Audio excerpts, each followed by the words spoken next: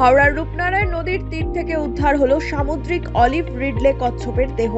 বাগনান 1 নম্বর ব্লকের অন্তর্গত বাক্সিহাট গ্রাম পঞ্চায়েতের মানপুর গ্রামে রূপনারায়ণ নদীর তীর থেকে উদ্ধার হয় প্রায় 45 থেকে 50 কেজি ওজনের ওই সামুদ্রিক অলিভ রিডলে কচ্ছপের মৃতদেহ। ভাটা চলার সময় গ্রামের যুবকরা দেখতে পান এই বিশাল আকৃতির কচ্ছপকে। তবে পরবর্তীতে জানা যায় কচ্ছপটি আসলে মৃত, অর্থাৎ ওই কচ্ছপের মৃতদেহটিকে নদীর পাড়ে পড়ে থাকতে দেখেন যুবকরা। খবর ছড়িয়ে পড়তেই কচ্ছপ দেখতে মানুষের ভিড় জমে নদীর তীরে। এরপর এলাকার এক পরিবেশ প্রেমী খবর দেন বন্যপ্রাণ সংরক্ষণকারী চিত্রক প্রামাণিককে। এর কিছুক্ষণের মধ্যেই হাওড়া জেলা যৌথ পরিবেশ মঞ্চের সদস্য চিত্রক প্রামাণিক, সুমন্ত দাস, রঘুনাথ মান্না, ইমন ধারারা ঘটনাস্থলে পৌঁছান। তারা মৃত কচ্ছপের দেহটি পর্যবেক্ষণ করে দেখেন। তারা জানান যে এই কচ্ছপটির দেহে কোনো আঘাতের চিহ্ন পাননি তারা। কয়েকদিন আগেই সম্ভবত কচ্ছপটির মৃত্যু হয়েছে বলে জানান তারা। আমাদের বাগনান থানার অন্তর্গতই এটা মানপুর। তো এই মানপুরের রূপনারায়ণের তীরে আমরা গত কয়েক মাস আগে এই রাজু কোটাল এবং বাদল পাত্রর সাহায্যে একটি সামুদ্রিক কচ্ছপ বা অলিভ রিডলে টাটেল নিয়ে উদ্ধার করে নিয়ে যাই এবং পরবর্তীকালে সেটা সমুদ্রে ছেড়ে দিই।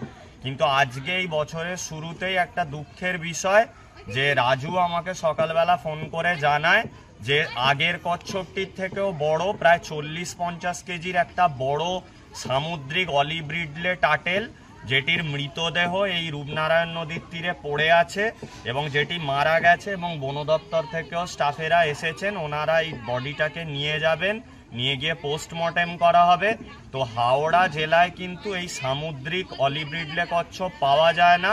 রাজুদের সাহায্যে একবার আমরা জীবিত উদ্ধার করেছিলাম, কিন্তু আজকে আমরা তার একটি মৃতদেহ উদ্ধার করছি এবং এটি প্রচণ্ড বড় সাইজের একটি অলিভ রিডলে কচ্ছপ, প্রায় 40-50 কেজি। এবং আমি, সুমন্ত দাস, ইমন ধারা ও রঘুনাথ মান্না আমরা এসেছি বন দপ্তরের সঙ্গে। বডিটা এরপর নিয়ে গিয়ে এই বডিটার পোস্টমর্টেম করা হবে। তো ধন্যবাদ জানাই রাজুকে যে ওরা এই এলাকায় নজরদারি রাখেন এবং বিভিন্ন কোনো অ্যানিম্যাল অ্যাক্টিভিটি হলে ওরা আমাদেরকে জানায়। তো এই যে এত সমুদ্রে দূষণ হচ্ছে, নদীতে দূষণ হচ্ছে, যার ফলে কিন্তু এই প্রাণীগুলো ভুগছে এবং আমার মনে হয় প্রাণীটি অসুস্থ ছিল বা কোনো কারণে নোনা জল থেকে উঠে এসে যেহেতু আমাদের এই মিষ্টি জলে এসেছে, সেই কারণে হয়তো কোনো শারীরিক প্রবলেম হয়ে মারা গেছে। তো এটা খুবই দুঃখের বিষয় আমাদের কাছে। দেখা যাক পরবর্তীকালে পোস্টমর্টেমের পর কি জানা যায়। বন বিভাগ এর বিস্তারিত তদন্ত করবে। বেলা গড়াতে বন বিভাগের কর্মীরা ঘটনাস্থলে পৌঁছে কচ্ছপটির দেহ উদ্ধার করে ময়না তদন্তের জন্য নিয়ে যান। কিভাবে কচ্ছপটি রূপনারায়ণের তীরে এলো, কিভাবেই বা মৃত্যু হলো কচ্ছপটির, এইসব জানতে শুরু হয়েছে তদন্ত। এবার তদন্তে মৃত কচ্ছপটির বিষয়ে কি তথ্য উঠে আসে সেটাই এখন দেখার। Bureau report, one India Bangla.